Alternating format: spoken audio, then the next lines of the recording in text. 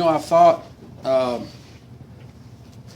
while there, I remember early on thinking about how do I know when I'm on the path?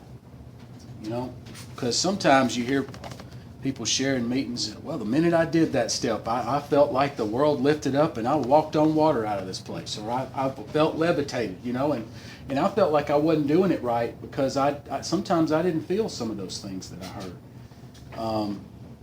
And I came up with a topic, I call it the 55-75 combo, that really outlines the benefits and the progression of the role my action plays in my recovery. I'll show you what I'm talking about. On 55, it talks about a couple of things, and then on 75, Bill mentions those almost exact things, but he mentions them in a different way, and it's almost as if it's a hint that whether I feel it or not, there's something happening in my life. And I think that's important because, we know the first three steps are the theory part of this thing. There's a saying, the spiritual life's not a theory, you have to live it. But I added something onto that a while back. It's like another one of our paradoxes. The spiritual life's not a theory, you have to live it, but you can't live it till you first get the theory. And, 1, 2, and 3 is the theoretical part of our program. And 12 and 12 talks about that the fourth step is our first tangible evidence of our desire to move forward. And it says our work up to this point was largely theoretical. That's where I get that. It's in the 12 and 12. I can't tell you the page, but if I was pressed, I could find it pretty quick. But I know it's in there. As everything I usually mention is going to be out of the book. That's why they call these books the bullshit sifter. If you hear something and it ain't in the book, probably don't listen to it, because it's somebody's opinion or home-cooked version of the off-the-wall steps. This ain't Julia Childs. If I want to get a cake to come out of the oven looking and tasting like a cake, I better follow the fucking recipe. You know what I'm saying? But then what I want to do is say, I don't like sugar that much. I'm off of that this week, and I'm going to lighten up on the flour. That thing don't even come out looking like a cake, let alone tasting like one. So, following the instructions is important. Let's get to 55-75 combo. He says a couple of things here. And if you've got a book, you want to place your finger on both of those pages, because I get excited about this, and I like topics like this because they make the big book come alive. They show me there's secrets in there if I'm willing to find it. And they show me that he put those little nuggets in there, not just for a cursory reading, but to treat the book like what I was told it was when I got here. I think they even say it in one of the forwards. This is the basic text of our society. On 55, he talks about it. He talks about if our testimony helps sweep away prejudice, enables you to think honestly, encourages you to search diligently within yourself, then if you wish, you can join us on the broad highway. That's the first statement he makes. If you wish, you can join us on the broad highway. With this attitude, you cannot fail. This is the second statement. The consciousness of your belief is sure to come to you. If you wish, you can join us. The consciousness of your belief is sure to come to you. Now, this is in the theoretical part. 55 is the end of second step, right? It's the end of agnostics. Now, what happens after that? I do a fourth step. I do a fifth step. I've got I got to a new conception of God. I got the religion of common sense. I realize that I got a God that'll forgive me for what I've done, but expects me to live differently. And I shuck all the trappings and rituals of religion that kept me apart from God all those years. And I do a fourth and fifth step, and it shows me some things. And 75 is after I've done the fifth step, if you recall. Now I've done some action. And that's what I talked about in the beginning of this. The benefits and the role that action plays in the progression of my recovery. And even if I don't feel it, the assuredness that I'm on this path.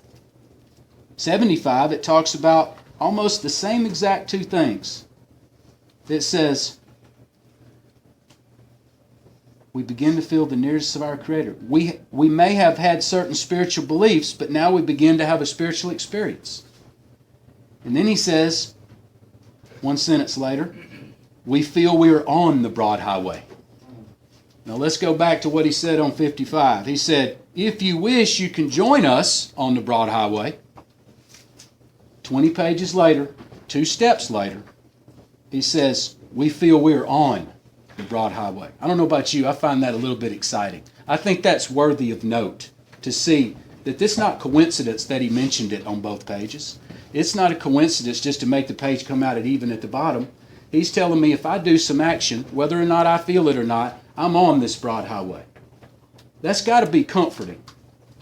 The second statement, he says, is that you may have had many spiritual beliefs, but now you begin to have a spiritual experience. On 55, he says the consciousness of your belief is sure to come to you. And then he says you may have had some beliefs, but now you begin to have a spiritual experience. Whether I know it or feel like I'm hovering or levitating, the fact that I've done this action is turning my belief into faith. I think it's important to take note of that. I think it's important to take the words that he's saying and find the secrets of what he's really trying to tell me. He said, you may have wished you could join us on the broad highway, but a little action and God's help under my feet, I'm on the broad highway after doing some steps. I may have had a belief, but you know what? I begin to be able to see the evidence of it working in my life. I can't prove it to you. You know, the 12 and 12 talks about people of religion claim to have proof of the existence of God. They say atheist has, it's page 28 and 12 and 12. Atheist claims to have proof of the non-existence of God. I ain't never seen nobody give no proof and no meeting, and I never will. What he says, the agnostic says it can't be proved. But what I start looking for is not proof. I look for evidence. Because that's why in agnostics he says visual proof is the weakest proof.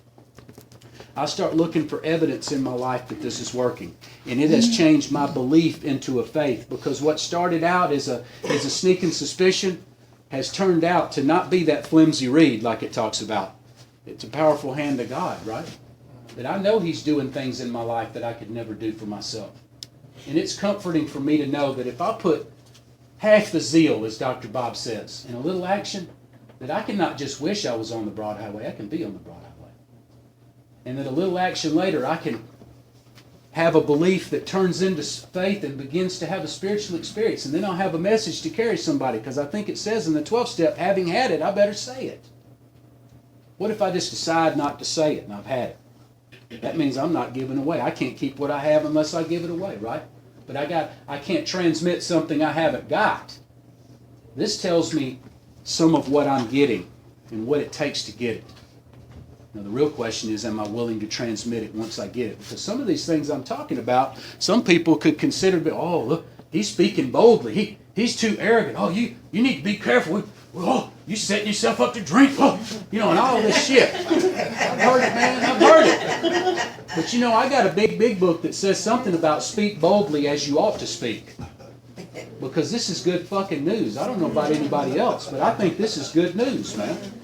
And if you ain't excited about this, you may not stay here long. I'm excited about it. This is a topic worth getting excited about, because this talks about and using the book and shows me some of the secrets in the book. Because this thing can get quite elusive if you just hand it to a newcomer and say, read this. Just read this. Go on and do it yourself, brother. Go on and work a 4-step, come back to me. It's on 65. Go on and do it.